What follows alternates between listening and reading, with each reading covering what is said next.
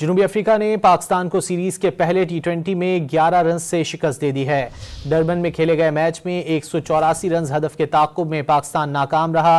मोहम्मद रिजवान ने मज़ाहमत करते हुए निफ सेंचुरी स्कोर की, ताहम ये कोशिश रायगा गई। वो 74 रन बनाकर विकेट दे बैठे। बाबर आजम 0, साइम अयूब 31, उस्मान खान 9, तैयब ताहिर 18 रन पर आउट हुए। शाहीन आफरीदी 9, इरफान खान 1 रन, अब्बास आफरीदी 0 पर आउट हुए। 3 टी20 मैचेस की सीरीज में जनूबी अफ्रीका को 1-0 की बढ़तरी हासिल हो गई। इससे कबल जनूबी अफ्रीका ने पहले बैटिंग करते हुए 20 ओवर्स में 9 विकेटों पर 183 रन बनाए थे। पाकिस्तान की जानिब से शाहीन शाह आफरीदी, अबरार अहमद ने 3, अब्बास आफरीदी ने 2 और सुफियान मुकीम ने 1 खिलाड़ी आउट किया।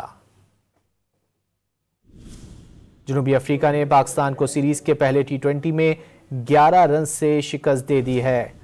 डरबन में खेले गए मैच में 184 रन हदफ के ताक़ुब में पाकिस्तान नाकाम रही।